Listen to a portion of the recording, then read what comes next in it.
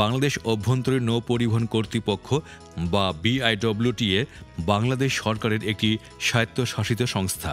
BIWTA নৌ পরিবহন মন্ত্রণালয়ের অধীন দেশের অভ্যন্তরীণ নৌ চলাচল নিয়ন্ত্রণ ও উন্নয়নসহ নৌযানসমূহের জন্য বিভিন্ন আইন ও নীতিমালা প্রণয়ন, অনুমোদন, নিবন্ধন ইত্যাদি কাজের জন্য দায়িত্বপ্রাপ্ত।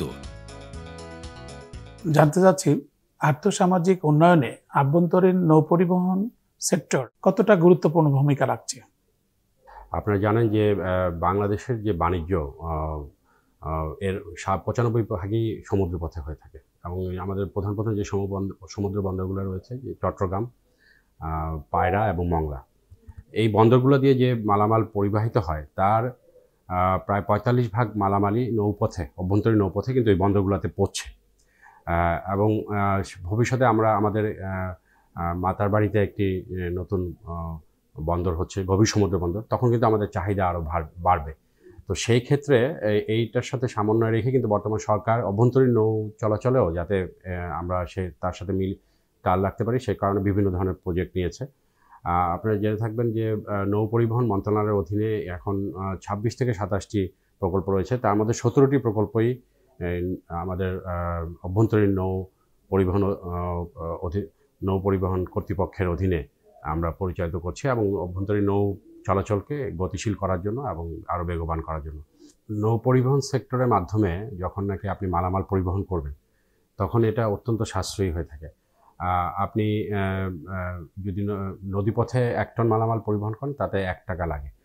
আপনি যদি সেটা সড়ক পথে নেন, তাহলে সেটা প্রায় 4.5 গুণ অর্থের প্রয়োজন হয় এবং রেলপথে এটা প্রায় 2.75 টাকা লাগে 1 টন মালামালের জন্য। সে মালামাল পরিবহনের ক্ষেত্রে যেরকম, সেরকম যাত্রী পরিবহনেও কিন্তু এটা অত্যন্ত সাশ্রয়ী, আরামদায়ক। একটি পরিবার নিয়ে যদি আপনি ভ্রমণ করতে চান, যেখানে বয়স্ক লোকটা থাকে, সেখানে কিন্তু সবাই লঞ্চকেই বেছে নেয়। এবং আমাদের যে বাংলাদেশে যেহেতু নদীমাতৃক দেশ, জালের মতো ছড়িয়ে আছে নদী বিভিন্ন জায়গায়, এই নদীমাতৃক দেশে নৌ পরিবহন ব্যবস্থাই সবচেয়ে প্রিয় ছিল, পূর্বেও প্রিয় ছিল। আমি ধারণা করি যদিও পদ্মা ব্রিজের পরে এর কিছু নেতিবাচক প্রভাব রয়েছে, কিন্তু তারপরেও আপনি এবার ঈদেই যদি ধরেন, এবার ঈদে কিন্তু আমাদের যাত্রী পরিবহন বেড়েছে, অনেক বেড়েছে। আমাদের প্রতিদিন প্রায় 110 থেকে 20টা লঞ্চ প্রতিদিন ঈদের আগে সদরঘাট থেকে ছেড়ে গিয়েছে। আগামীতে স্মার্ট নৌ পরিবহন ব্যবস্থা কেমন হতে পারে?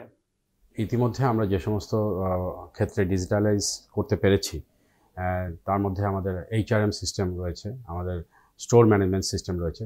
তো এগুলোকে আমরা এখন আরও স্মার্ট করার কাজ ইতিমধ্যে আমরা হাতে নিয়েছি। আমাদের HRMকে, আমাদের স্টোর ম্যানেজমেন্ট সিস্টেমকে আরও যুগোপযোগী করার কাজ করছি। এবং এই আমাদের যে সমস্ত এর মধ্যে আর যে ইম্পর্ট্যান্ট সেক্টরগুলো রয়েছে, তার মধ্যে হলো ট্রাফিক ম্যানেজমেন্ট সিস্টেম। আমরা ট্রাফিক ম্যানেজমেন্ট সিস্টেমকে সম্পূর্ণভাবে স্বয়ংক্রিয় করার একটি পরিকল্পনা রয়েছে। এই ট্রাফিক ম্যানেজমেন্ট সিস্টেম শুরু করব, তখন প্রত্যেকটি জাহাজ নৌপথে তার কী অবস্থান হবে সেটা আইডেন্টিফাই করতে পারবে। জাহাজগুলো, আমাদের যে সমস্ত লঞ্চ সার্ভিস আছে, তারা কখন ঘাটে আসবে, কখন ছেড়ে যাবে, সেগুলোকে আমরা ডিজিটালাইজ করব। আপনারা এখন যেরকম বিমানবন্দরগুলোতে দেখেন, সে ধরনের একটি ব্যবস্থা আমরা করার চেষ্টা করছি। এবং সাথে সাথে আমাদের ওদের বিভিন্ন ভয়েস পারমিশন, কনজারভেন্সি চার্জ, এগুলোকে আমরা ট্রাফিক ম্যানেজমেন্ট সিস্টেমের মাধ্যমে স্বয়ংক্রিয়ভাবে নেওয়ার শুরু করব। আমরা এখন নথি ব্যবহার করছি, নথি ব্যবহার করছি এবং সকল আমাদের টেন্ডার প্রক্রিয়ায় এটা আমরা অনলাইনে করছি। এছাড়া আমাদের EFTর মাধ্যমে সকল ট্রানজ্যাকশন হচ্ছে।